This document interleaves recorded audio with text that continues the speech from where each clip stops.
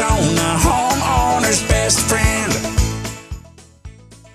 I have a couple questions that came up, and one of them is a rollover from last week.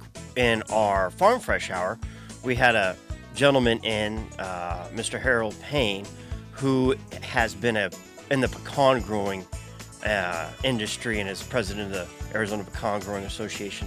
And the question came up, can you compost pecan leaves? And that Rosie's like, my uncle would never let you do that.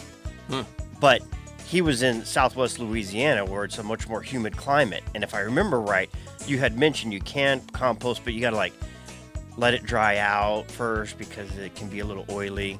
Well, the oils, it's got juggalones in it that can be anti-productive. I mean, it really works against a lot of types of plants. I mean, there's a list of plants that we just wouldn't plant underneath a walnut tree. Walnut trees are the worst, but then pecans are a little less bad, but they still inhibit other things from growing underneath them or in their leaves because of the juggalones, and there's other chemicals that gets into the soil.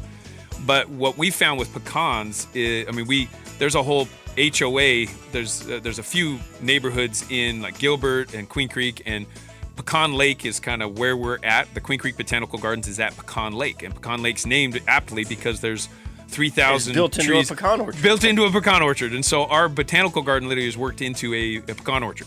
So we've got trees right there, big 60-foot trees right there on the property. And so we've been learning about how that all works and how it really lives and how things survive. But what we found is that the pecan leaves still can be composted down, but we're only going to use them for woody-based plants, so for other trees and bushes. But when it comes to our annuals, I'm not going to use a pecan wood compost or a pecan leaf compost. I'm not going to use that type of compost for my annuals. I'm not going to use it for my vegetable garden because there is more likelihood of inhibiting the growth of those plants. But if I'm wanting to put it on my berry patch or my apple trees or my those things, I'm totally going to use it. It'll work. And it'll work well. And then the composting process, you're absolutely right. We actually want things a little bit actually on the moist side. So we want them to dry out, the leaves to dry out.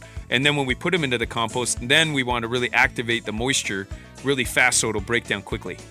And we can get the beneficial bacteria going in there. So we're going to work in a lot of other things.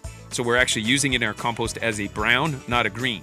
So I'm using the dry leaves and I'm integrating it in with like my kitchen scraps and other stuff like that. I'll work that in on there's a ratio for it. That's part of what we educate people on, is how to create your own compost bins and how to work that in.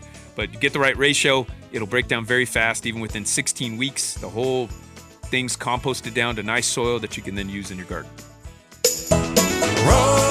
Rosie on the house, every Arizona homeowner.